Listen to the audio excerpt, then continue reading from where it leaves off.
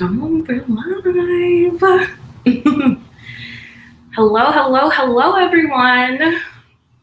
Welcome in. Take your time. Don't take your time.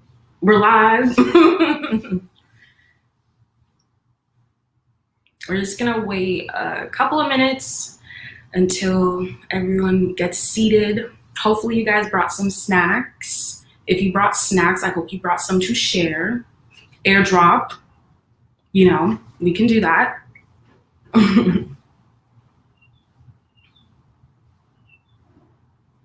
Oh, you know what? Let me see. If you are entering, let me know where you're entering from, where you are. What time is it over there? It's 3 o'clock where I am. Let me know what time it is, where we're coming from.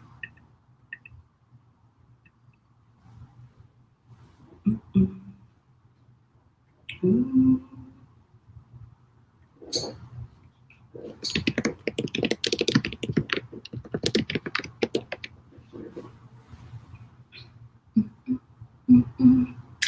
All right, so as everyone is getting in, I'm going to go ahead and introduce myself. My name is Zenita. Some of you may also know me as Truly Talented Beauty. I'm also one of the Sally crew members, and today we are going to be talking about, scalp care, healthy hair, things of that nature in terms of how to really get your hair goals. What do you want to do with your hair? How to really get your hair goals in motion, how to set them, ways to look for that, and things of that nature. Oh my gosh. Hello, friends. Let me see. Oh, someone asked, how am I doing? I'm doing great. How are you? How are you? Let me know how you're doing. Colorado Springs. Oh, it's 1 p.m., 2 p.m. Chicago. Hello. How are you guys doing? Alrighty, so as you guys are piling in, you guys can jump in at any time, but I'm gonna go ahead and get started. And so, like I said, today we're gonna be talking about scalp care. And one of the reasons scalp care is so important because it's where the hair grows. I feel like everyone is always so fixated on the strands, and they are important.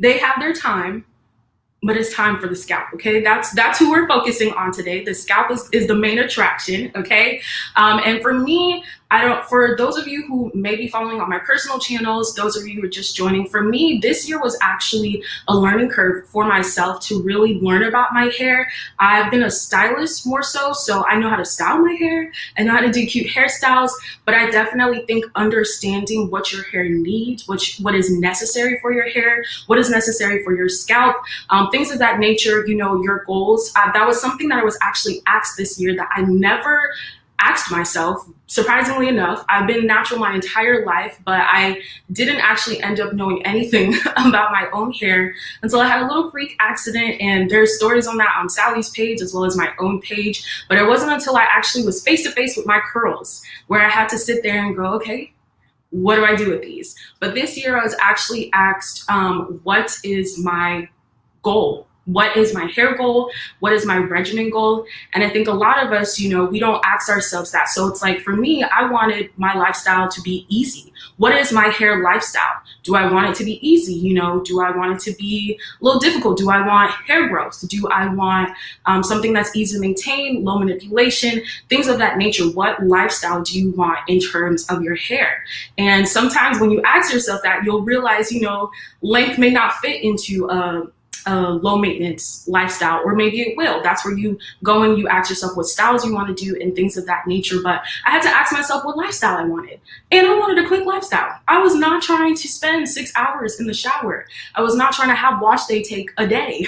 I was not trying to have anything take longer than necessary. And I feel like, especially with my hair type, that's kind of the, message that's always constantly being said. It's difficult, it's hard, it takes a lot of time. I will say natural hair and textured hair in general, and kinks and curls, they do take a little bit more work, but they don't have to be draining. It does not have to be a fist fight every time we're in the shower. And so once I asked myself that question, I was able to then find out what products worked best for my hair, what my hair needed, and things of that nature. And so I kind of broke down my products for scalp care, especially into stages. So for stage 1, I have when my hair is dry, which is this is a little often, I'm telling myself, but when my hair is dry but my scalp is dirty, okay? When I have that combination, I find that I need something that's not going to strip my hair any further, but I also need something that's going to actually clarify my scalp properly. And so one of the things I like to use is I like to use a moisturizing shampoo, and usually because I like to make my wash days a therapeutic process. You know, I like to make this a fun time for me. This is not going to be, I'm clocking into wash day. This is going to be fun. This is going to be therapeutic. I like to use shampoos with mint in it. So a moisturizing shampoo and a shampoo with mint. One of my favorites, and this one I tried out recently, oh my gosh, is the Rosemary Mint Strengthening Shampoo. And this is by Miel. And this one also has biotin in it, so that helps with encouraging, you know, hair growth, healthy scalp, but at the same time, it's not anything that's super stripping onto the hair that will cause you to feel like your hair is going to break off in a couple of more minutes as you do this wash day. So thinking about stuff like that, if you feel that your hair is dry, don't go in with something that's too aggressive for your hair, even if it's dirty. You know, find a balance, because there are formulas out there, which leads me to my next stage, when my hair is both dirty and my scalp is dirty. And so that's where I either have a lot of product buildup and my scalp is also having like a lot of flaking in that nature. I like to use something a little stronger, but I will go ahead and say I do not use this all the time, and one and done is good. And that is the Kinky Curly Come Clean. Now, I actually classified this as a clarifying shampoo, but it came to my knowledge as I was doing my research that this is actually a chelating shampoo. I think a lot of us are familiar with the term clarifying, but we're not actually familiar with the term chelating. And if you are, let me give you a round of applause, because I did not know what that was. But essentially with a chelating shampoo, it's definitely a bit stronger than your clarifying shampoo. So clarifying shampoo essentially helps remove all the buildup off of your hair, and it will clean your scalp.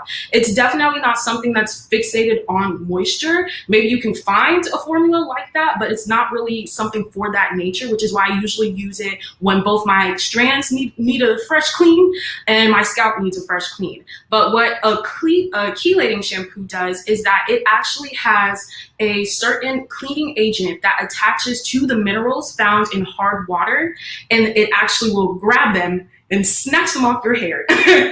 So if you're someone who may be suffering from hard water or extra exposure to minerals, that this is something where you can go in. You're definitely going to get your cleanse, but you're also going to get those minerals, because some clarifying shampoos may not necessarily have a cleaning agent that will do so. So this is definitely a way for you to go ahead and get the best of both worlds when it comes to a shampoo. For me personally, I like to use this as a reset whenever I feel like I've probably done a lot in terms of buildup, or maybe my hair is coming out of a style where I just put a lot of product on it and my scalp is really dirty. That's when I'll use it. One time, one and done. That's it, okay? You do not need to use it more than one time. Just make sure your hair is saturated with water and you'll come clean, okay? And then the next stage that I have when it comes to cleansing my hair and my scalp routine is usually normal, where both my hair is just like, you know, an average amount of dirty on my scalp and my strands, nothing that I can't handle. You know, this is an easy day. If I'm practicing, if I'm good, if I'm practicing properly, this is like a easy breezy day. But I will say, no matter what day it is, no matter what week it is, I never don't have to detangle. I have to. My hair, you know, she does her own thing. Even if it's a light detangle, there's detangling happen. Let me know also in the comment sections if you think about it. Have you ever gone a wash day without detangling? I don't think we all have, because I've never experienced it either. So for me, this is where I like to use a moisturizing and a detangling shampoo. One of my favorites is the Design Essentials Almond and Avocado Moisturizing and Detangle Shampoo. If you follow me on YouTube, you know I literally detangle with the shampoo in my head, and I'll go ahead and I'll use like any tools that I feel like is helpful in terms of detangling. One of the key things I will say in terms of getting your shampoos to work better for you, and so you don't end up, you know, wondering why you're stuck in the shower for so long, is making sure your hair is fully saturated. Like, use some warm water, use that time to really break down all of the products, all of the buildup that is on your hair. I like to always use a praying hands method. And I always like to just like really bring everything out and smooth it out as it's running underneath the water. And I promise you, even just doing that step really helps in terms of clarifying my hair and just making my wash day process go a lot easier. So that's pretty much how I break up my wash day in terms of, you know, scalp care. I usually start with the shampoos. I feel like there's a lot of emphasis, you know, on the products after shampooing, conditioning, deconditioning, leave-ins, and all of that things. But I really feel like in order for you to really get the benefits of all of the products you're putting after, you have to start with a clean base, no matter what. Because if you do not properly cleanse the scalp, properly cleanse the hair, you're just layering on products that are not going anywhere but on top of your hair, and you won't get the benefits of that. And guess what? You're wasting money. Now, I don't know if that's your personal profession, if that's what you like to do, but I don't like to do that over here. So I want to actually make sure that the benefits of the products that I am buying is reaching where they need to go. So making sure that you start off with a clear base and a clean scalp is just like the key to everything. Once you've gotten that down pat, you can move on to everywhere else. And so when it comes to scalp care and healthy hair, this is where I say there's two parts to it. There's the cleansing and then there's the feeding. So for me, with my journey, I realized that I don't actually need a lot of stuff on my scalp. And I know that a lot of people are also scalp sensitive. So for me, I keep it very minimal. When my hair is like this, I find that I don't need to add anything additional to my scalp. And that's just because my scalp naturally produces the oils that it's going to produce. It does the thing that it needs to do throughout the day. However, if I do have my hair in protective styles or braids, or my scalp is exposed, this is where I will go in and I'll add essential oils. Now, I personally like to use pure pressed oils on my scalp. You can also go ahead and use oil blends. I also say to make sure you can understand the oil blend, so you're actually just putting in the oils that you want into your hair and the vitamins as well. So some of the oils I like to use is this vitamin E oil. This is by Silk Elements, and this is a pure oil, and as well as the sweet almond oil. I also like to use argan, but I like to use very light oils on the scalp.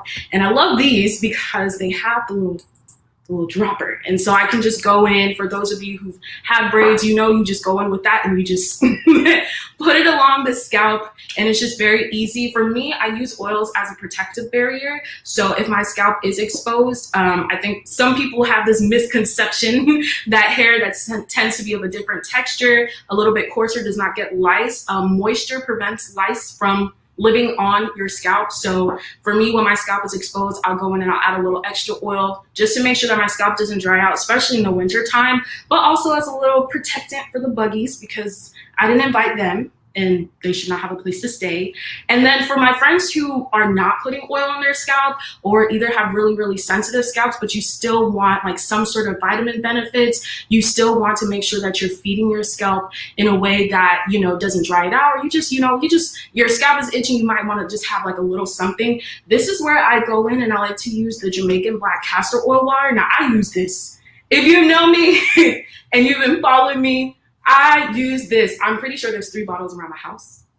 I'm looking at another one right now. But I use this like crazy. I use this to refresh my hair. I use this, you know, just to like refresh styles, to style my styles.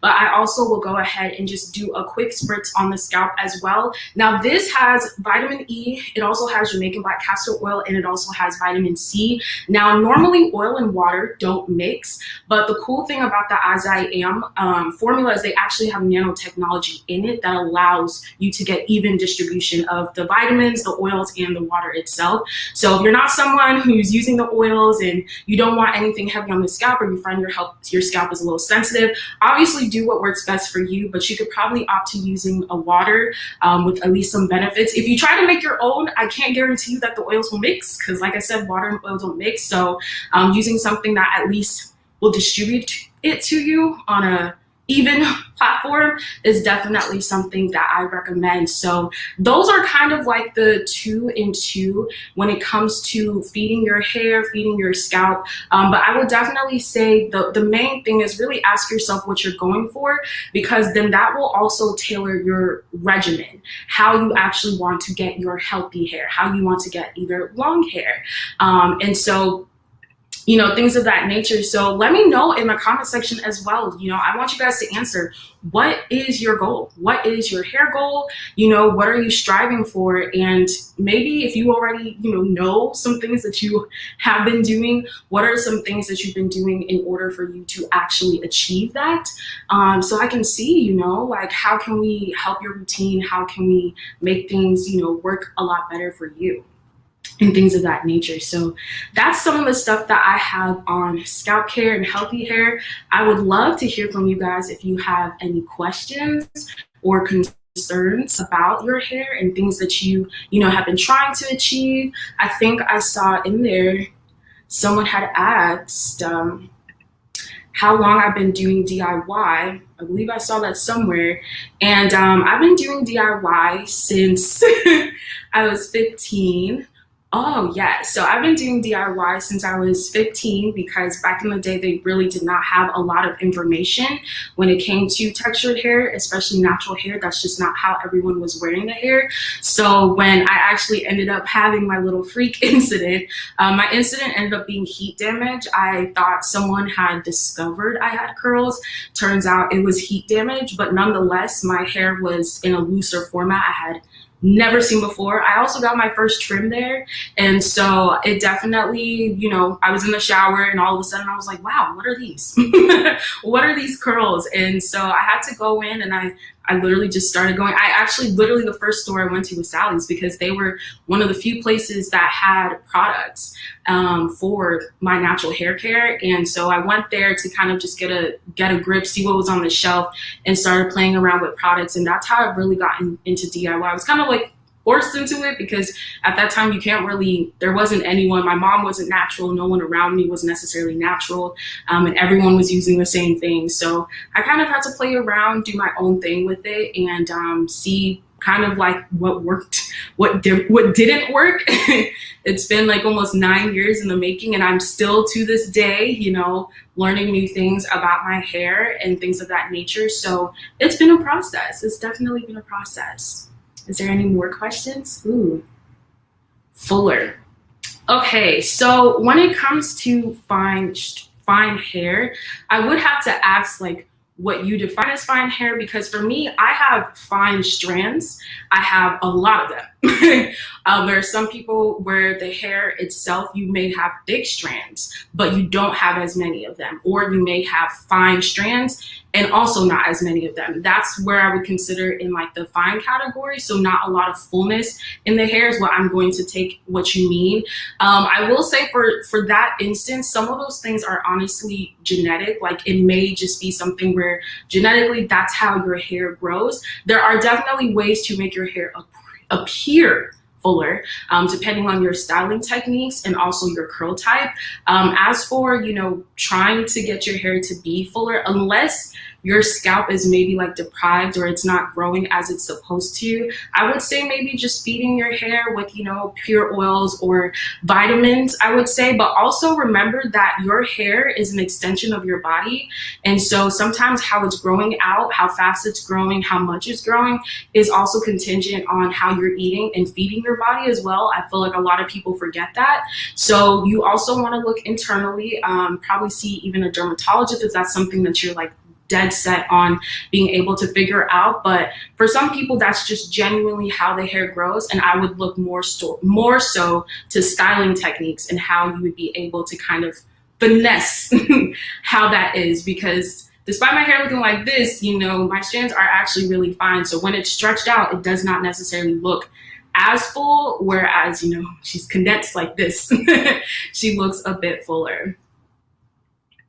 Anyone else? How can I use, moisturize my hair daily? Okay, that's actually a great question. So for me, for my hair and considering the things I've like recently learned, depending on what my hair needs, most of the time, like literally just to refresh this, I tell you guys, I literally use the Jamaican black castor oil water. I will use like regular water if I'm going on top of something, but to get like my vitamins, my oils and all that kind of stuff, I'll literally just go back in with the Jamaican black castor oil water to refresh on a daily basis. I also say that if you are trying to keep your hair moisturized on a regular basis, I would actually start with what you put in your hair to start off with. So for me, I don't seal my hair. I don't put an oil after I've applied my products. So if I apply a leave-in or I apply a cream on my hair, I do not add like a sealant on top of that, so that in the case that I do want to refresh my hair, I can add that same leave-in or that same cream. To usually refresh, like I said, I use water or the Jamaican black castor oil water. And if you're going in to like help retain moisture, I would say that either you lock it in or you make sure you apply products that will actually stay in the hair. And this goes all the way back to the beginning, where I say that if you don't properly clean your hair, some of the products that you're actually putting on your hair is not actually penetrating the strands. And so what might be happening is that if your hair is drying out and it's not staying moisturized throughout the week, it may not necessarily be that your hair just doesn't, is always dry. It might be that the products you're applying never went in the first place. And so you want to make sure that you actually open your cuticle, right? Usually what people will do is, or what I've been doing lately is, after I clean with the shampoo, I'll go in with a deep conditioner, and I'll make sure that once I rinse that deep conditioner out, I use warm water. I set it, at least try to, shock it with some cool water, but also go in with warm water at the very end so your cuticles are open and they'll be more receptive to actually taking in the products you're adding onto your hair right afterwards. And that should help with you retaining moisture. You shouldn't necessarily be losing moisture, except for naturally throughout the week. And if so, it might be that it just never got in there and it's been sitting on there. So make sure you're not over applying products, and make sure that your products are actually getting in for your hair to stay moisturized, because the most you should be doing is just kind of like a refresh if you want your curls to look more refreshed and things of that nature. So hopefully I answered your question. I just got in here. Could you tell me what would be good for thinning hair? I have two things against me. Okay. So see, this is where I was saying, sometimes when it's coming to your hair and in terms of things that, are internal, I would say I'm not a doctor, but I would definitely start internally, because obviously you do have, two more health concerns that are against you. And so I would focus more on how can you feed internally, your body internally, to help your hair, for producing. And I would definitely go ahead and see like a dermatologist, someone who specializes in that particular area, with the combination of your health information, so that you can actually get something prescriptive, possibly for your hair. I do know people who tend to have, like actual scalp issues and, scalp concerns and things of that nature that prevent them from actually growing hair out the way it's naturally supposed to. So definitely visiting your dermatologist and, getting a professional eye to see what you could possibly do in terms of products. But I would start internally and see as well, see with the doctor as well as what vitamins you can be taking. I know biotin is definitely something that is in two and two when it comes to nails and health, and hair for growing things out like that. So maybe taking some vitamins of that nature, but I would definitely consult the doctor on that. How do you keep okay, so my ends, what ends up happening honestly is that my ends will get dry if I leave my hair out beyond a certain state. I like my puffs. I love my puffs. And so for me, I notice that if I'm going to wear my hair in a puff, I have to give my hair some love. And so this is where I say on a regular basis, I'm not really going in with products, but I am making sure that my hair is at least hydrated or there's some water. I don't add water and oil. This is where I'll go in and I'll use like the Jamaican black castor oil, or I would just use water and then maybe whatever product that I use, if it's not a gel or something that has a cast, but whatever product I used prior, then I might, kind of like apply it to my hair. But I will say, in order for your ends to not really get dry, your hair naturally loses its moisture throughout the week or the duration in which you are wearing your hair. So if it's getting dry, I would say, going in with some water, making sure you re-moisturize it. But also it could be a sign that it's time to wash and go in and like restart and add products. But on a daily basis, to make sure my hair doesn't dry out, my ends don't break off, I just go in with some water. If anything, I'll go in with leave-in or the original styling product if it's cream based, and I'll apply that to my hair, and that usually keeps my hair going pretty well, pretty good. Anyone else? Do you apply your twisting the same day? Oh, okay. So for twist out styles, I apply it the same day after I wash my hair. Oh, that's interesting. I would love to know why you would wait a day, but I definitely apply my product same day. So if I wash my hair, I style same day. That's why the term wash day tends to be wash day. I don't think it actually takes us a day to wash. I think it takes us a day to wash, deep condition, and style. But for me, I definitely apply my product after I wash. And when it comes to twist outs and braid outs and things like that, I like to work on damp hair. So I'll take, like a twisting towel, or the word just left me, but a microfiber towel, and I'll take that and I'll wrap that around my hair right out the shower so it's not soaking wet. And then I will go in with my cream and apply, a bit more moisture if necessary. But the more wet your hair is, the more shrinkage you're going to add to your twist outs or your braid outs. The damper it is or the drier it is, the more length you're going to get. But I definitely apply my product same day as you go. I would only save it for, I guess, another day if I needed it to be stretched, but I still would apply at least a little bit of the product, because after washing, my hair would be craving moisture. So I would at least probably like a leave-in or something if I'm going to style next day. That was an interesting question. Does anyone else do that? Do you guys wait an extra day to style? Let me know down below if that's something that you guys do in terms of your hair care, because if that's what we're doing, what's the secret? Let me know. Let me know if you guys have any more questions. Leave them in the comment section down below. I'll happily answer them for you. But that was my class on scalp care and hair health.